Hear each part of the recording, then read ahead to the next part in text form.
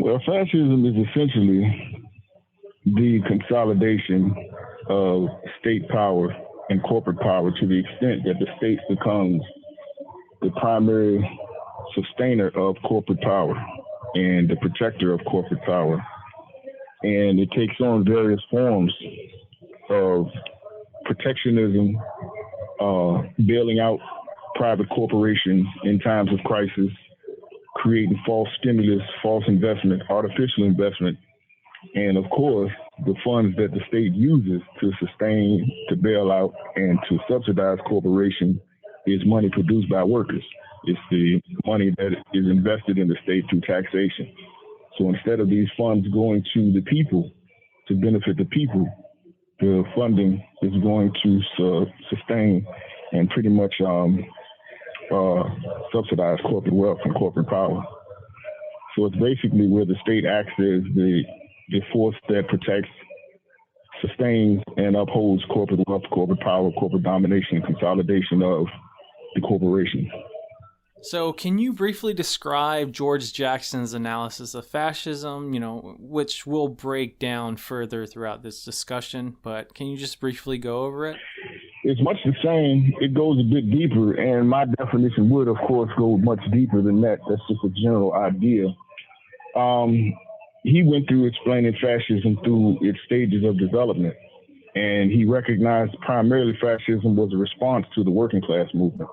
It is a response of the bourgeoisie to repressing the movement of the workers to build socialist power or to build workers-based power.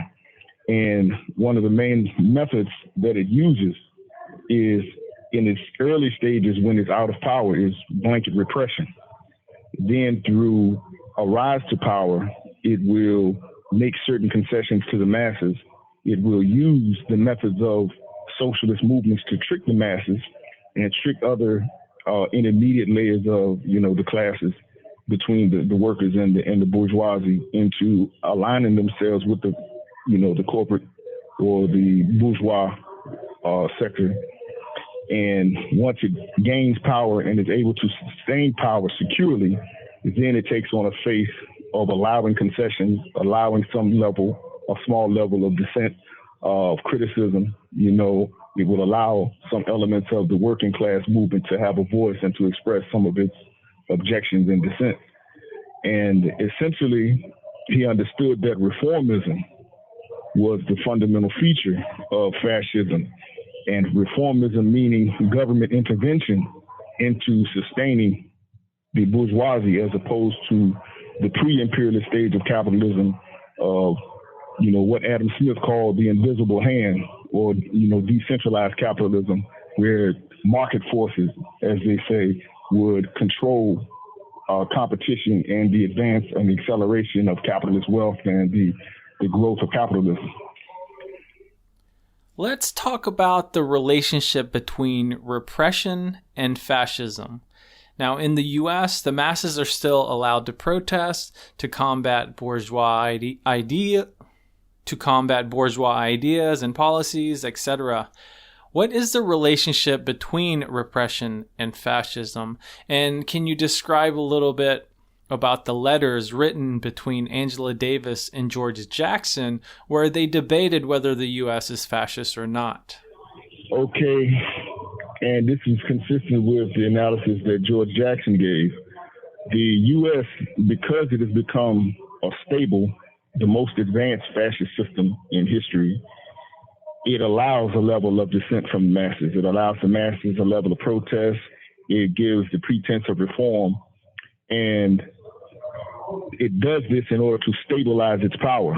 And this actually goes back to an observation that Lenin made of the working class movement in early Europe in an article that he wrote. Let me think, what was the title of his article?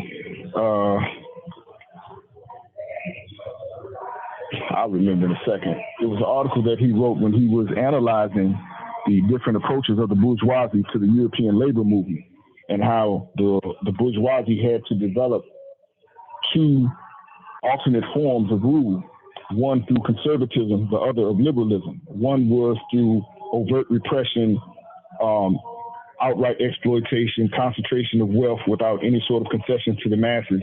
And then on the other hand, making reforms, giving the working class movement certain concessions, providing certain benefits to the workers, providing sort of certain welfare benefits to the people. And he recognized that this was not something done out of kindness of the bourgeoisie or out of its consideration to the masses, but it was actually done in order to strike a balance in its power. Because when the working class movement became aroused and it rose up against the overt exploitation of the bourgeoisie, then the bourgeoisie had to make some concessions in order to stabilize its control and suppress the working class movement. So they would make certain concessions.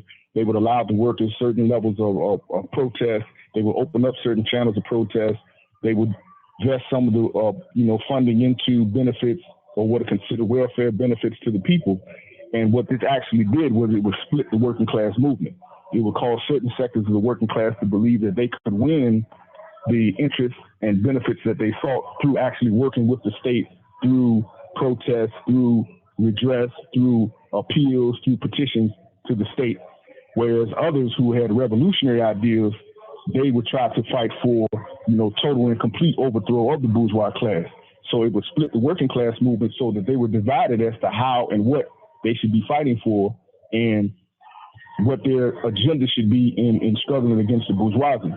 And this is actually what was adopted into the fascist system in America in its most advanced stage. And this is why America permits certain levels of grievances, protests. The people can speak out to an extent, criticizing the system, etc., because it allows the masses to have a sense that they have some control over the political and over the economic system. So that, as Lenin also pointed out, the spontaneous objectives of the working class when they struggle against oppressive conditions of economic exploitation is economism. They seek certain economic benefits, higher wages, better work benefits, these sorts of things. They don't seek actual revolutionary ideas of overthrowing the bourgeoisie. So if the bourgeoisie makes certain small concessions to them, certain benefits, allowing them certain levels of protest, then they will feel, okay, we're gaining what we spontaneously are seeking. And in this way, they can win over certain layers of the working class. And in this way, they suppress the working class movement through reform. And those were the reforms that George Jackson recognized as essential to fascism, to its sustaining itself, is it makes certain small concessions to the workers. Through the process of reformism, it wins them over and it undermines the whole socialist working class movement. And this was the basis of his debate with Angela Davis. Angela Davis's position was fascism isn't consolidated in America because there are still forms of protest open to the people. There are certain forms of political expression. There's a certain level of free speech, open criticism that the people can make of the government and economic policy. But what George pointed out was that is actually a component of fascism at its most developed stage in America. This is how the fascists ruled, by allowing these small concessions to the people as a pretense of doing something to benefit the masses, whereas it's actually part of the control system, as Lenin observed, is part of that liberal versus conservative balance of controlling the masses by playing one sector of the masses against another, by making certain concessions. And at the same time, when the masses have been bought off or they've been lulled to sleep, then they'll revert back to the conservative mode of just trying to gain profit at any cost, using open repression as a means of controlling the masses, that sort of thing. And then when this arouses mass protest and mass disaffection, then they'll go back to the liberal approach of buying them off and making certain concessions. So they go back and forth between these two forms of control and government. And this was the basis of the debate and the struggle between George Jackson's ideas and Angela Davis's idea.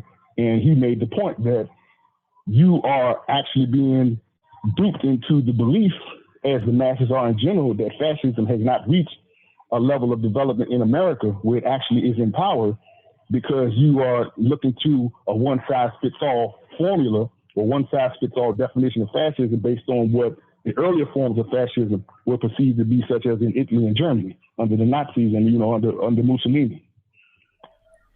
Now, let's talk about the relationship between the military and fascism, or rather the state and fascism. The U.S. capitalist system was in deep crisis in the 1930s with the Great Depression. but towards the end of the 30s and the early 1940s, the U.S. developed the military-industrial congressional complex, which the name says it all, but it's basically the merging of the military and the industries involved in production for anything and everything within the military and what the military requires, and the political leaders, Congress, all combining to make this complex, which supports a powerful military national security state apparatus, which now encompasses the world. And the U.S. has maintained this structure for generations. What is the relationship between the military, the state, fascism, imperialism, capitalism in the U.S.?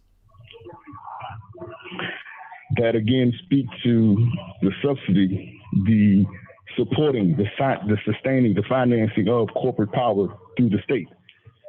The whole military structure, as we understand since World War II, were following the Great Depression, and as the source of resolving the crisis that was created by unregulated competition that caused the Great Depression, the system of fascism was developed to create a basis for investing in private corporations through state subsidy. And that the main push at that point was the military. So through military spending, through propping up certain corporate sectors that, or the major industries that were largely invested in the military, producing for the military, the automotive industry, the steel industry, other segments of major industries growing into the telecommunications, et cetera, by investing public funds into these sectors of the corporate system, they could sustain corporate wealth and corporations by merging the interests of the state with the interests of private corporations. And they did this through the military machine. This is how they brought the U.S. In fact, this is how the entire world came out of the Depression, independent of what happened in the Soviet Union, for example, because they were independently developing a socialist economy that wasn't tied into the world capitalist market. But this is how Western Europe, America, all of them came out of the Great Depression, was by rigging up their economies where the state sustained corporate power. So that the whole military process, the whole military project of World War II served the interest of private corporations. And when America saw how effective this was, how effectively it was able to bring America out of the Depression through military spending, this became one of the core features of the U.S. economy. And this is why military spending has been justified, manipulated since to justify continuously increasing military spending, this massive military, as you pointed out, military industrial congressional complex, and the state power is used to justify continuously increasing military spending and justifying military spending at the expense of the public in order to sustain corporate wealth. And this is how the whole system of fascism has sustained itself in one of the core areas, the military spending. But that's not the only segment of the economy that applies the government using public funds to sustain corporate power. But that's one of the key elements or key areas. Yeah, it's important to note that the military-industrial congressional complex is in every district throughout the U.S. in some way, shape, or form. Now, let me read a quote from Chalmers Johnson, who was a political science and professor emeritus of the UC San Diego, and author of several books about the U.S. empire. He made the following point, very common knowledge, which is, quote, "In one district after another, the weapons industry has brought the incumbent, and the voters are unable to dislodge him or her. On really big projects like the B-2 stealth bomber, contracts are placed for pieces of the airplane in all of the 48 continental states to ensure that individual members of Congress can be threatened with the loss of jobs in their districts should they ever get the idea that we do not need another weapon of mass destruction." Close quote. Now, in addition, 50 universities across the U.S. are involved with the production of nuclear weapons, which is detailed in a report published by ICANN, which is the international campaign to abolish nuclear weapons. The report is titled Schools of Mass Destruction. Also on OpenSecrets.org, which is a website that keeps track of political contributions, shows that Lockheed Martin, the world's largest weapons manufacturer, based, of course, out of the United States, contributed to political parties and candidates and congresspeople over $2 million from 2019 to 2020. Now, here's the thing. About half of that money went to the Democrats and the other half went to the Republicans. With contributions to over 350 people, Democrats received just over $960,000, while Republicans received over $1,100,000. And these contributions were given throughout the country to both major political parties, from the local level to the state and even the national level. And this is just one weapons corporation.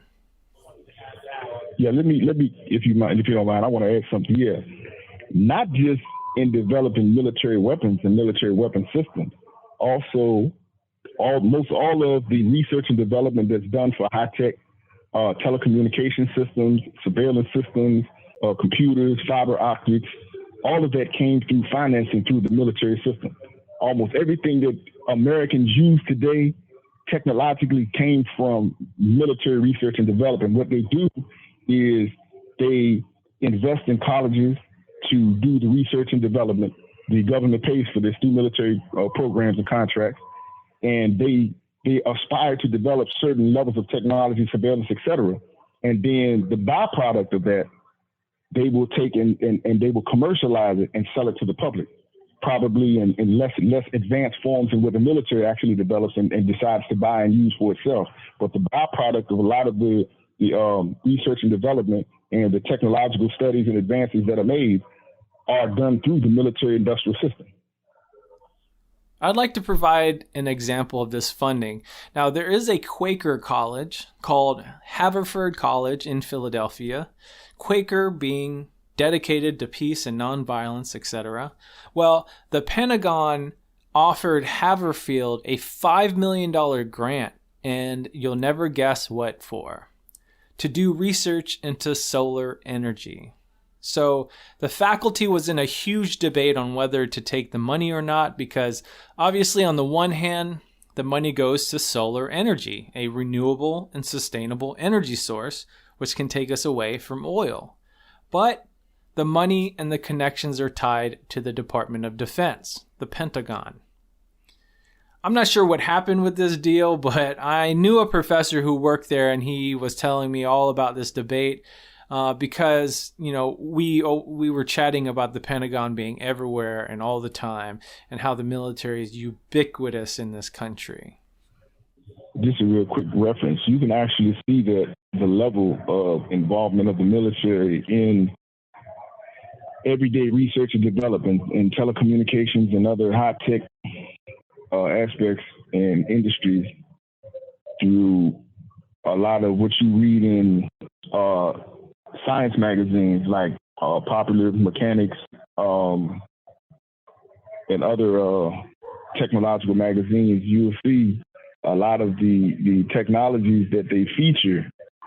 They'll tell you that a lot of these things were begun, or a lot of them are being initiated by projects coming through the military.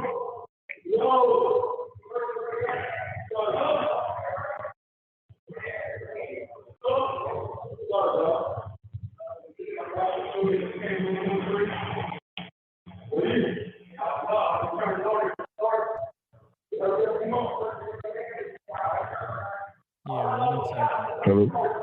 Oh. Yeah, I'm looking this up right now. There's, and also the military and the U.S. bourgeois class and imperialists really developed this myth that science cannot progress without large military spending, and that science has progressed and technology has progressed because of military spending, which is a flat out myth. And there's, famous celebrities, downright neo-colonial faces like Neil deGrasse Tyson, the famous astrophysicist, who promotes these types of ideas, which is completely false. You look into the research, science doesn't really require military spending for it to progress.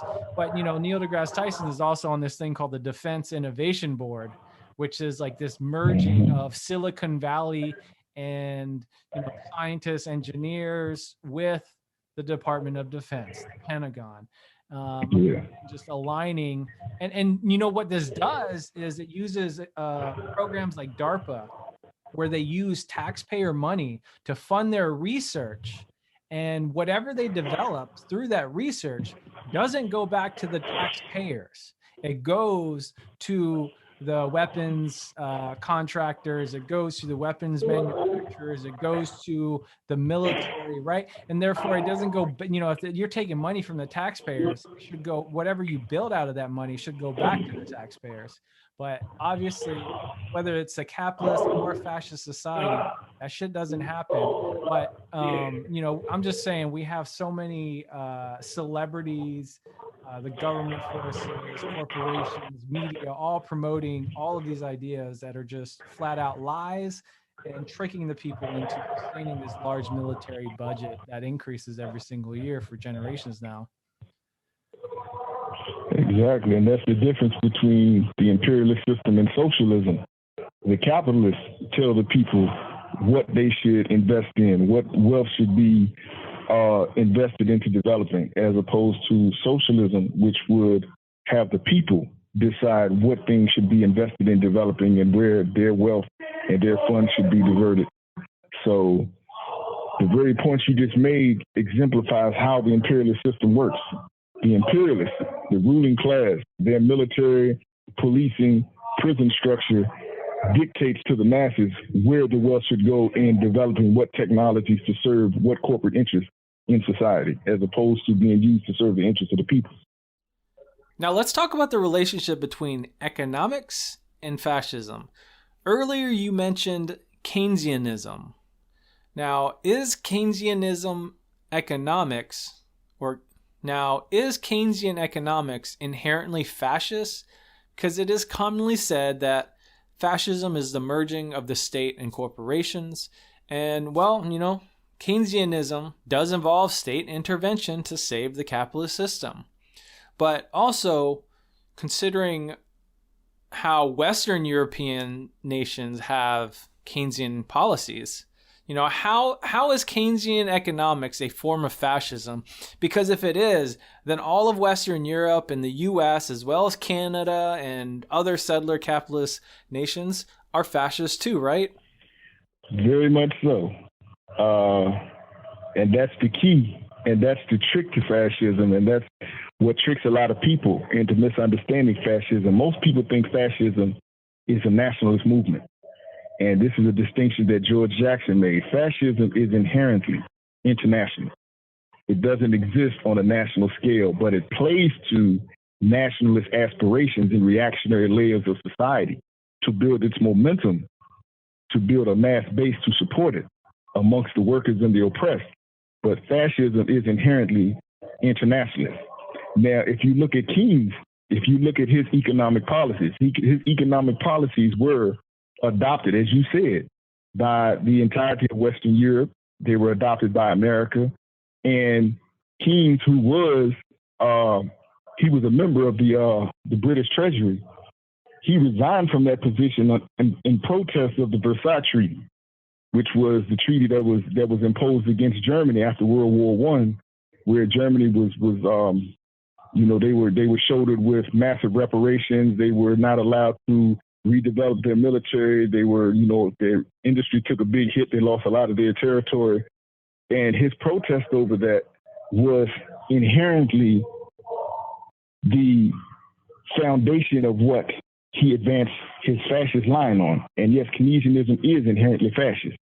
He promoted the development of state economics based upon investment of public funds into private industry and state regulation of competition between corporations and private industry, the merging of the state and the corporate sector.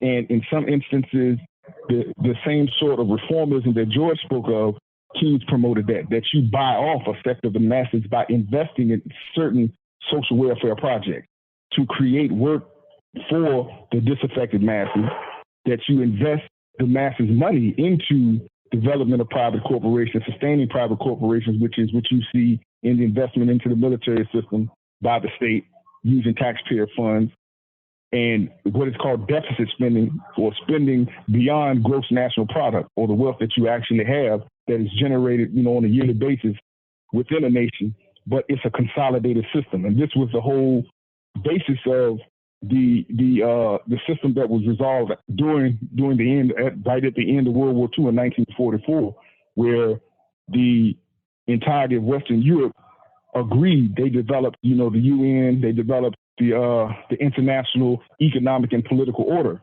where all of these societies were going to consolidate a system where they would all apply these basic principles of Keynesian economics and state intervention into the private sector, into the corporate sector, and sustaining the corporate sector, and essentially buying off the workers' movement or suppressing the workers' movement, but through reformism. So yes, Keynesianism is inherently fascist, and the entirety of the advanced capitalist countries or imperialist countries are, in fact, fascist. Now, the typical Marxist perspective on the state is that it is a form of class rule and domination, and that the state is an instrument of control on behalf of the bourgeois class. Now, what are some fundamental differences between, say, the state in the hands of the bourgeois rule versus the state in the hands of fascist rule, right? And we're talking about World War II and pre-World War II and post-World War II. Could you just give your response in relation to pre-World War II and post-World War II? Okay, the state under fascist rule is bourgeois rule. The state under bourgeois rule is bourgeois rule. It's still the fundamental class contradiction of capitalism. Fascism, only when it's out of power, when it's maybe a small budding movement that hasn't won the backing of the bourgeois, the established industrial bourgeoisie, would it be considered something less than bourgeois rule? And of course, they're not in power then. So if you look at all the fascist systems that developed, they developed under financing, under the investment, under the influx of wealth from the bourgeois class and the international bourgeoisie at that, from Mussolini to Hitler to all the other forms of fascist systems that have evolved since. They all were bourgeois systems. So fascism, which is a mistake I think a lot of people make when they analyze fascism is not anti-capitalist. Fascism is a form of breathing life back into or rescuing capitalism from the dangers of a working class revolt that would overthrow the system, and suppressing that movement and basically buying that movement off through certain levels of reform, or as I pointed out, certain levels of investment into increasing the benefits to the working class to some degree, while at the same time taking the bulk of social wealth and invested in private corporations. And the role of the state is, as always, to protect the interests of the ruling class. Now, before fascism, before imperialism, you had decentralized capitalist competition. And this was doing the development and consolidating of capitalism on a national basis.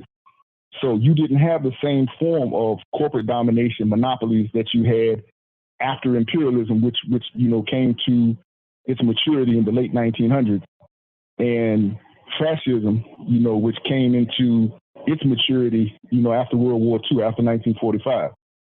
So what you had before the consolidation of imperialism was decentralized businesses, and the role of the state was in giving out land, giving credit, allowing the purchases of bonds, etc., by these private enterprises who were decentralized. They weren't monopolies. They weren't consolidated. They didn't have one or a few major firms controlling whole sectors of the economy at that time. They were allowed to operate and compete according to, as they said, what Adam Smith called the invisible hand of free capitalist competition, what they call free market principles.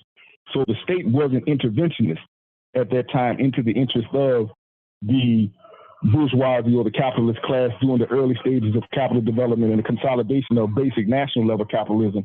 they did help the capitalist enterprises to develop by allowing them to, by giving land away, by allowing them to buy up, bonds, which, state credit, that sort of thing. But the state didn't act as an intermediary between, capitalist competitors. They didn't act as, a source of basically investing wealth into private business. Whereas after World War II, this became the role of the state under fascism. The state actually became the source of investing the wealth into these private corporations to keep them alive by, creating the contracts that sustained them through their research, development, the production, distribution, and also in bailing them out when they found themselves in crisis, when through their unprincipled practice or just the basic crisis and chaos of the capitalist system itself, they were unable to sustain their profit-making enterprises, and some sector of the economy crashed, or some enterprise or some area or some corporation crashed. The state would buy them out. It would bail them out. It would basically do what it did during the mortgage crisis, do what it did during when the Mexican bubble burst. They bailed out the savings and loans, that sort of thing. Okay, going back to World War II, specifically the Bretton Woods Conference, which is formerly known as the United Nations Monetary and Financial Conference. The Bretton Woods Conference was held from July 1st to July 22nd, 1944. The World War II hasn't even ended yet, and they're holding this conference.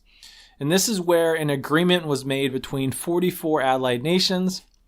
This conference was the beginning of the International Monetary Fund, the IMF, along with other policies and institutions that still are alive today. What is the importance of the Bretton Woods Conference, and how does it relate to fascism? It speaks to exactly what you asked earlier, and I was speaking to the consolidation of fascism across Western Europe.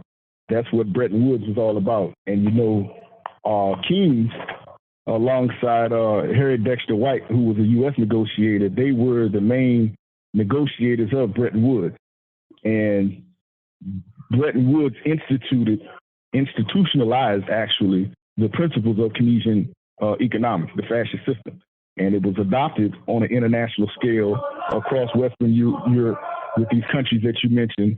And they consolidated the whole base of this becoming an international structure within the IMF, the International Monetary Fund, so that they use state intervention and control as a means of taking over the third world, regulating, extracting wealth from the third world, using taxpayer money once again, and imposing the same sort of structures on the third world, but where these first world corporations could control the governments and the economies of third world peoples.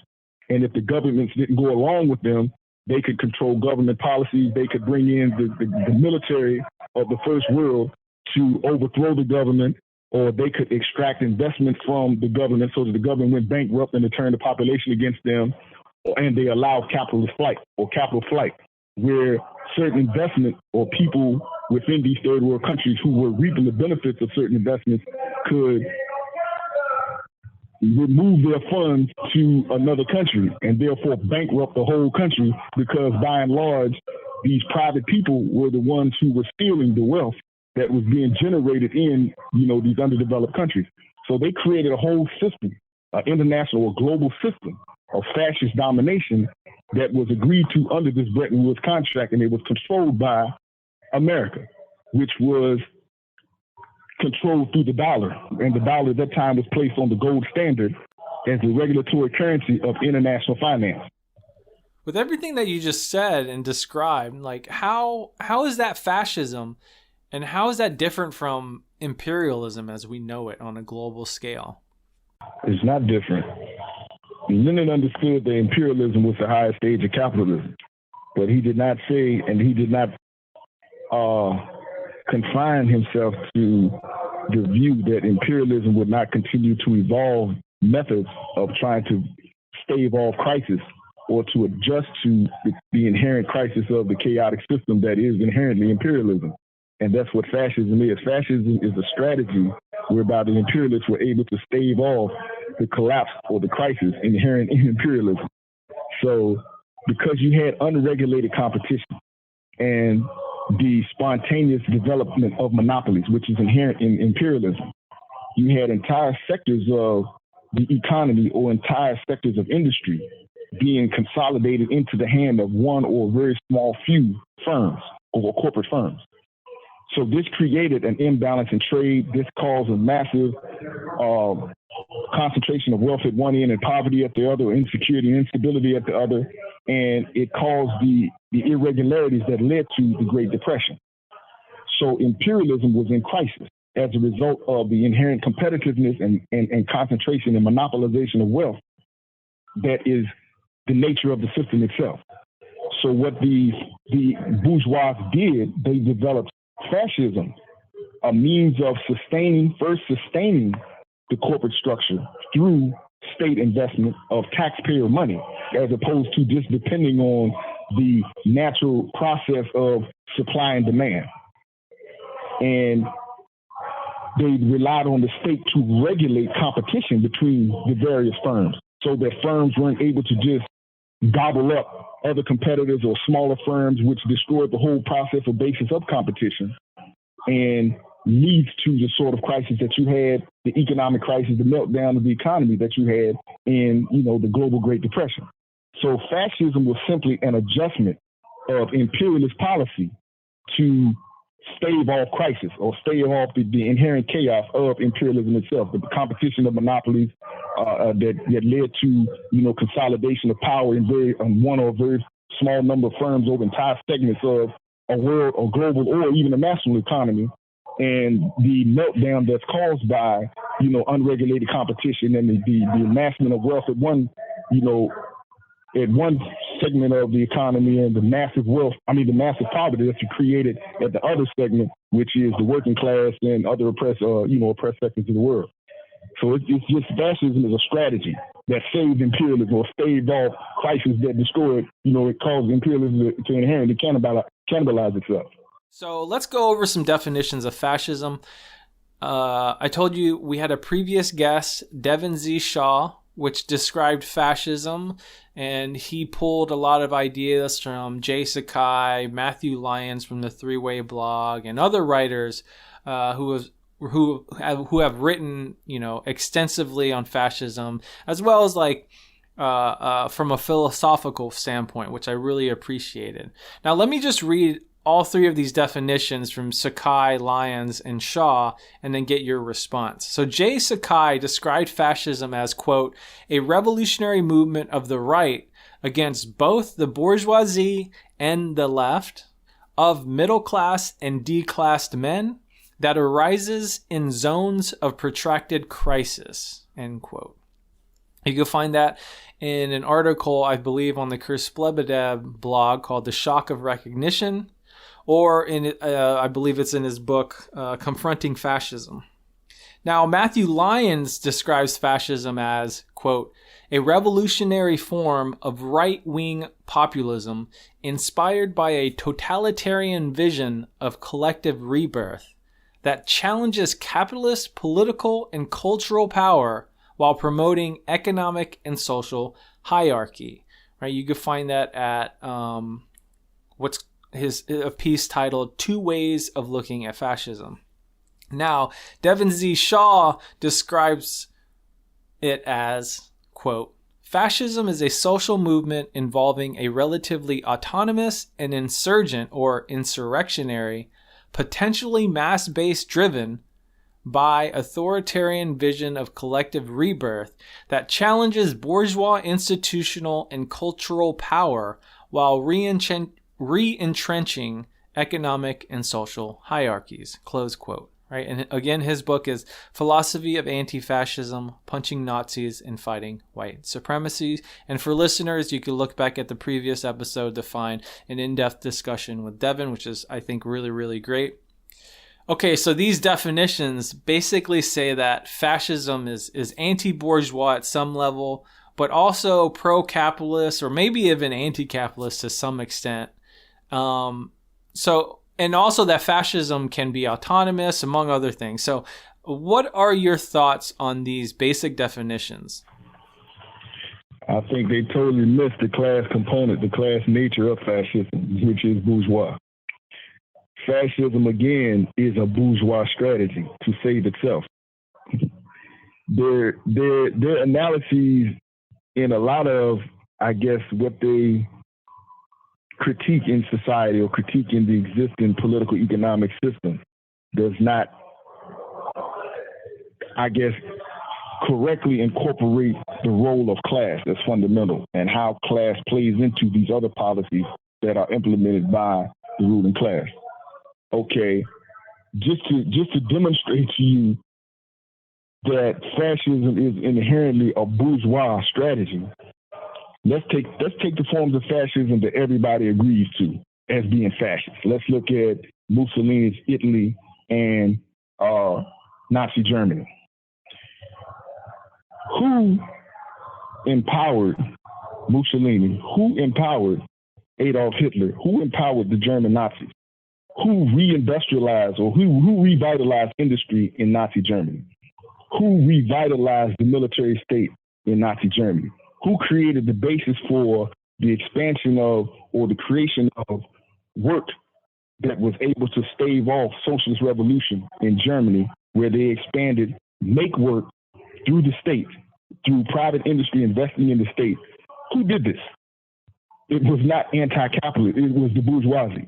Now, I can give you multitudes of examples of this. Okay, so let's go back.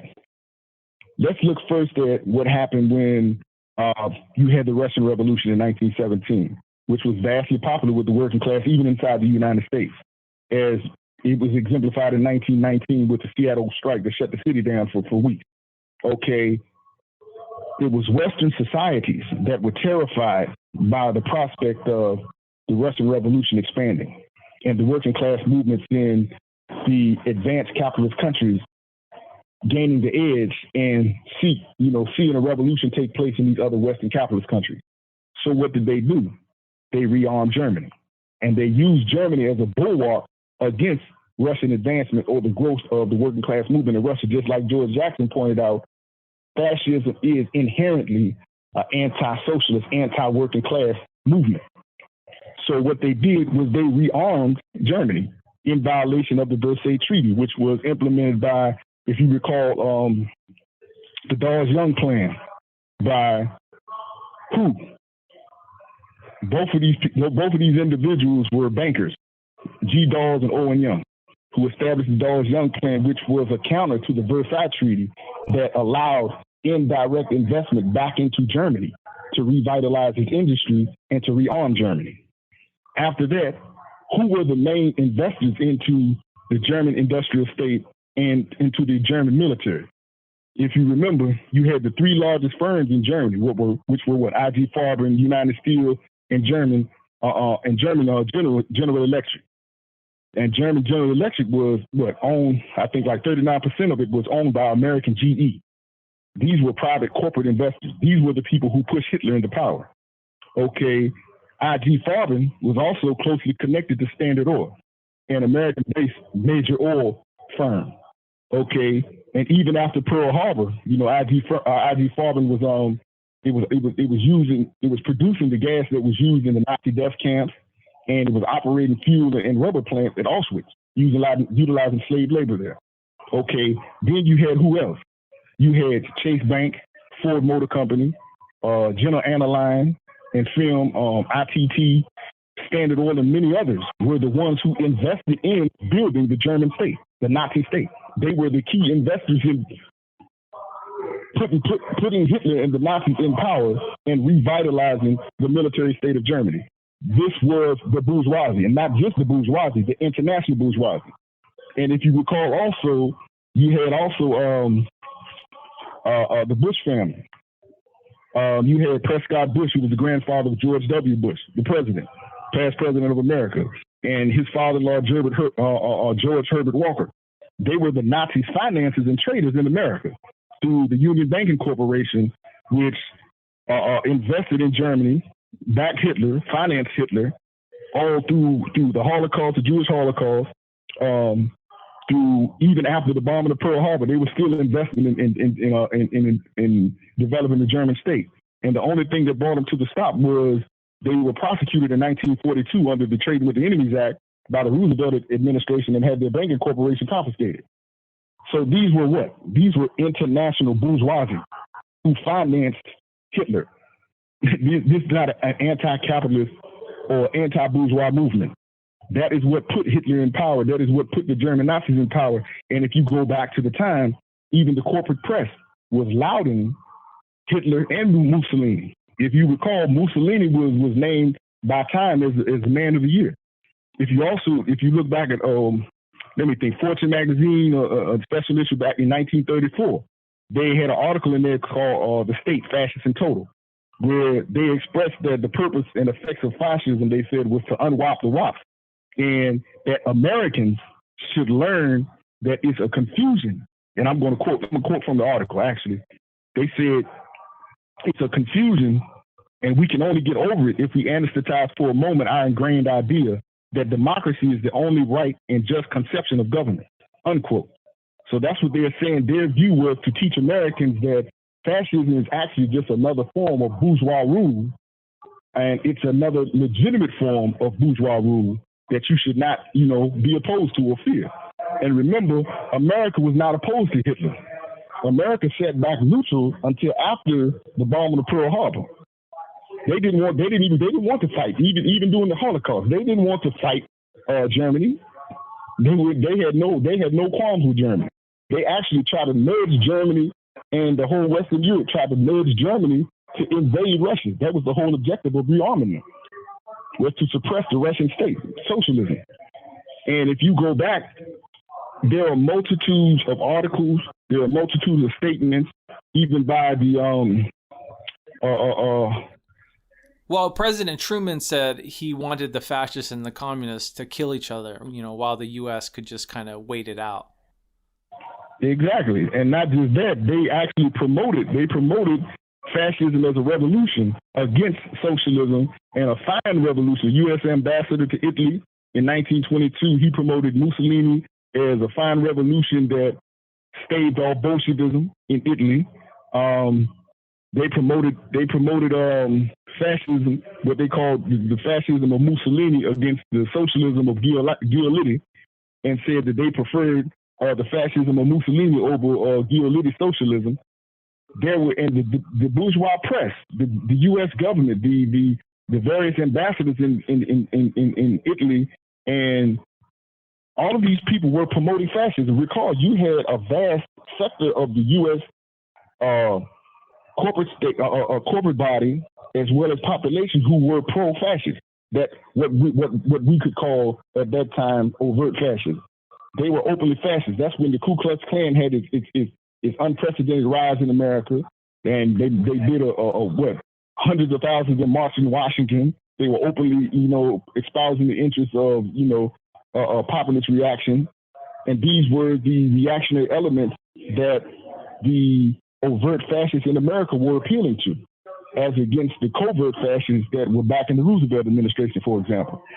So it was the bourgeoisie who financed fascism, who empowered fascism, who promoted fascism, and who put fascism in the saddle. So these definitions that claim that fascism is in any way anti-bourgeois or a revolutionary movement that is opposed to capitalism or the bourgeois in any way are sore misunderstandings of fascism. And I mean, history slaps those ideas in the face, because it was the bourgeois that put them in power, and the international bourgeoisie at that. Yeah, can we talk about the two major political parties in the U.S., the Democrats and the Republicans? Because you mentioned the idea of overt fascism. So in regards to overt and covert fascism, to liberal and conservatism, and to the Democrats and the Republicans, can you speak about all of these relationships to fascism? And that's exactly what you have in America. You have those dual forms of government, the liberal and the conservative. And what I would call, when the liberals are in power, the liberals are pushing their line, that is the covert face of fascism. It's still the same class using the same policy. They just divert between blatant repression, refusal of concessions, and pretending to, extend benefits to the masses and make concessions. So the covert form of fascism is what you have predominantly in America, where there's a pretense of democracy. There's a pretense that the masses have some say in their government, in economic policies and political policies, where obviously they don't. So you have the very policies that are at the core of fascism, which is state intervention into private industry and protection of private industry and investment in private industry. But you have the pretense that the state is working in the interest of the masses, that it allows the masses to have a voice of protest, that it allows them, a level of free speech, that allows them to have systems of redress open to them to challenge the government or challenge economic policies or what have you. So you have covert fascism through this whole dual party structure that, as George pointed out, is the trick that makes American fascism so effective and has immunized it to resistance and people being able to have a clear understanding that this is a developed, highly refined fascist system, because they have the pretense of having a choice between who their political rulers are through the pretense of these two political parties. We can go every 4 years and vote in a new president, or we can go every few years and vote in a new legislature, and we can vote in some of the members of the executive, whereas all of them come from the ruling class. All of them are bought off, paid for, subsidized by the corporate ruling class. So no, you're not picking people to represent you freely. You are picking members of the ruling class that represent the ruling class to keep ruling class interests at the forefront and in control. So you have a pretense of democracy that conceals the reality of fascism. Why do you think there are so many different definitions of fascism? And quite frankly, if the U.S. is fascist, what's the confusion here? Because, again, as George Jackson pointed out, fascism adapts itself to the social conditions of the society in which it develops. So fascism takes on different apparent forms that adapt to the conditions and the historical conditions that have developed and exist in a given society. So fascism adapts itself. It's adaptable. It's not, as a lot of people want to pigeonhole it to, just what happened in Germany and Italy. And the only thing that fascism is exact replications of what happened in Germany and Italy. And that's why, again, a lot of people don't understand the fascist nature of America, because they're looking for a carbon copy of what happened in Germany or Italy. Fascism is an economic policy. It's a political economic policy, the core of which, again, is the consolidation of corporate and state power, where the state becomes the protector, the sustainer, the mediator, and the subsidizer of private corporate power and corporate wealth. That's the essence of fascism. And it takes on various forms in different societies to adapt its policies to implement that program. So that's why you end up with various different forms of fascism in various different states. As we were pointing out, the 44 states that met under Bretton Woods, they were all different societies.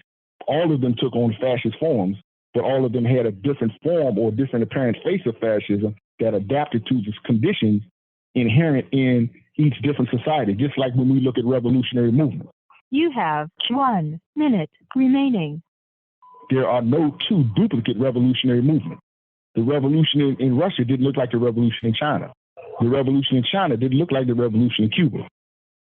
Each one of these revolutions took on the forms that reflected the conditions in a given society, and every revolutionary leader of any metal tells us that we must adapt our revolutionary movements to the conditions that we face in a given social time and place. We can't just replicate what happened somewhere else here in America. We've got to adapt it to the conditions here in America, and the fascists are no less perceptive. They recognize they have to adapt their policies to the societies in which they implement them to carry out their agenda. So what's the relationship between settler colonialism and fascism, specifically within the North American context? Well, of course, in any society where you bring in a mass influx of people from another society, and you use them as a class to suppress indigenous people, then you would have a settler presence and a form of settler repression. I don't think you could just confine American conditions to a pure settler colonial structure, because much of the, as they're classified now, whites who were brought over here as an exploited class of people. They were brought over here as criminals, indentured servants, peasants who'd been forced off of their land, who were told to go somewhere else under what were then the Malthusian economic policy of the development of capitalism in Europe, where the peasants were being run off their land in order for it to be gobbled up by the growing developing bourgeoisie in Europe. And a lot of them were pressed to come here. Of course, those were not necessarily the original people who came over as pilgrims, under contracts, but the vast majority of whites who came over here as immigrants, or they came over here as oppressed people who were pushed off of their land or who were brought over here to become indentured servants. So they began as an oppressed sector of society. And in adapting the conditions of this society to the benefits or the interests of the bourgeoisie and the agricultural plantation elite of the agricultural, era, they were converted into a policing class, and they were fed, racialist policies. They were taught, the idea of racial supremacy. The whole categorization of race was invented, and they have been systematically used as a force of repressing the indigenous and the people, the African people who were forced into a condition of hereditary slavery, and also under capitalism, to the marginalized sectors who are used to drive down wages, and they polarize them like they do workers everywhere against each other in order to split the working class and keep the working class therefore weak and divided. That in and of itself is the nature of the social arrangement in America, as opposed to how people like, say, Jay Sakai may analyze it as it's an inherently, or the principal contradiction is a racial one. The principal contradiction is a class one, where the bourgeoisie has manipulated the working class, created all sorts of divisions and polarizations, and played different sectors of the workers against each other, where they have used one layer of the workers as a force of repression by giving them a certain sense of social privilege, economic privilege against others. But that does not make them inherently an oppressor within the class context. They are oppressors as tools being manipulated by the bourgeoisie against other, super oppressed layers of society. And fascism takes advantage of all of these types of contradictions. It did it in Europe. It's not something different from the way society is arranged here in America. The fascists have always played to reactionary layers of society, particularly racist layers of society, which is what they did in Germany. That's how they whip up mass support. That's how they whip up blind, thoughtless, reactionary support amongst the workers as against their own class interests, to back the fascists, to back the bourgeoisie, to become their agents in war, their agents in backing the policies of the bourgeoisie to consolidate the wealth and power of the bourgeoisie. So fascism plays on these racial polarities, these demographic divisions, to basically divide the masses against each other, and to build the mass base for support of its policies, that if these workers were conscious of the class distinctions, of the core relations between them and the bourgeoisie, and how they're exploited themselves by the bourgeoisie, they would turn their anger and their frustration and their organizational power against the bourgeoisie instead of against other workers and against themselves. You mentioned the idea of turning these settlers into a police force. And in Blood in My Eye by Jackson, he briefly mentions the police force as a, quote, new class. but he doesn't go into detail about it. So I was a little confused about it. Do you remember this part? And like, what do you make of this statement? I don't really remember the reference. I'd have to see exactly where he said that and what context he said it in. But no, actually, they're not a new class of police. They are actually the oldest police force in America. You know, the slave patrols preceded the urban police of today. They preceded the Ku Klux Klan, so they preceded the other reactionary forms of police that came after them. So the racialized police structure is actually the first police structure that was created by, the ruling class here in, North America. Mm-hmm. So they would definitely not be a new police force. Let's wrap up by talking about recent events. Now, a lot of the questions surrounding fascism have really blown up when Trump came into office, and the discussions around fascism have become even more popular due to the recent events at the Capitol in Washington, D.C. on January 6th, where white supremacists have waged a revolution, etc. Now, but also there's a claim that, fascism is re-emerging. What's your thought about all of these recent events, what's going on in the U.S. and the possibility, or the claim of fascism re-emerging in the U.S.? There's no re-emergence of fascism. As I've said, fascism exists and has consolidated itself in America since the 1940s. And it is at its highest stage of development and evolution here in America.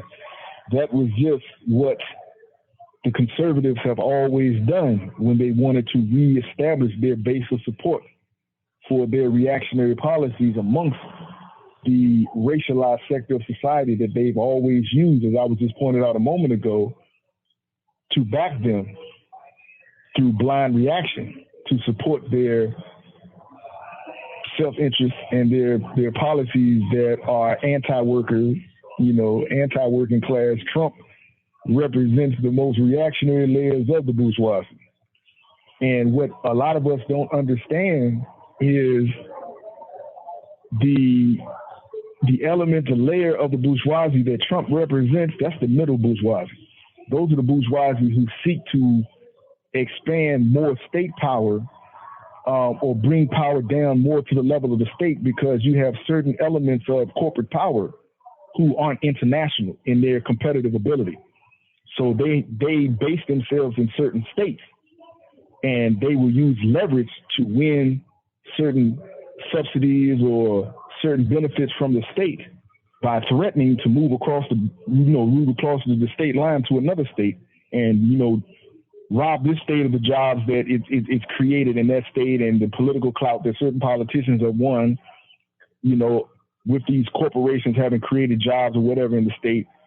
So they're able to exercise more power at the state level than they could at the federal level, because they couldn't threaten the federal government. Okay, we're going to pack up and move to Norway, or we're going to move to Britain. They don't have that level, or they don't have that extent of corporate wealth and power at their control. So they try to bring state power down, or they try to bring power down to the level of the state. And this is what these nativist movements, this is what these, what they call populist movements. This is the social base that they appeal to. But they manipulate these people to talk about there's too much power to centralize it at the federal level. We want to bring power down to the level of state government. This is the social base that these particular layers of the bourgeoisie play to win policy and bring it down to the level of power that they're able to control and that they're consolidated with, which is the state level. So these were the people who came out in support of Trump. Trump represents that layer of the bourgeoisie that is the conservatives, whereas they speak to the layer of the bourgeoisie that is represented by the so-called Democrats, who are about increasing federal power, which is the power of the corporations who have power to compete at the international level. So if people understand how power is meted out amongst the bourgeoisie and the layers of the bourgeoisie who are actually consolidated. They're unified, but they still have different interests represented by different layers of the government, and how they manipulate the masses, then they would understand how this whole fascist system works and why they play to certain reactionary layers of the population to back certain political representatives that represent certain layers of the bourgeoisie, which is what Trump represents. And this is why, despite all the shit that Trump has done, the Republicans have not once turned on him. He's been implementing everything the Republicans have wanted to do, rolling back the social spending, increasing investment in industries that have more power at the state levels. He represents those interests, which is what he's been doing since he's been in office. He's been implementing a lot of the plans that the conservative layers of the bourgeoisie have wanted to implement for decades, but couldn't do it blatantly, or else the whole government would have lost credibility. So they use him to do it in the face of somebody who's against the establishment. So he's done all sorts of reactionary shit that the Republicans, acting in their own interest, actually as representatives of this existing GOP, could not have done and remain credible. He's done it under the face of manipulating and playing to a reactionary social base that doesn't give a shit about the policies implemented because they've been so won to reactionary racist politics. All they hear and see when he speaks is his appeals, his dog whistles, and his appeals to their racist populism. And that's how they win these reactionary layers of society to back these bourgeois policies. That's what fascism does. That's what they did in Germany. That's how they won massive layers of the German working class over to the fascist side by playing them against the Polish, the Jews, the Gypsies, the communists, the socialists. They create these polarities and they use reactionary layers of society to back them. And this is how they get their political support. And that's what Trump did. And when Trump lost his power, he lost their bid for power in their eyes. This reactionary layer reacted as reactionaries do. We're speaking with Kevin Rashid Johnson. Be sure to follow his work on his website, rashidmod.com. On the website, you can sign up to his email list and keep up to date with all of his writings and organizing. And you can find his address so you can show him some solidarity and write him a letter. He's written 2 books, Defying the Tomb and Panther Vision. Both can be found at Kursplebedeb or at leftwingbooks.net. Rashid, thank you so much for taking time to help us digest George Jackson's analysis of fascism as well as yours. I really appreciate it. All power to the people.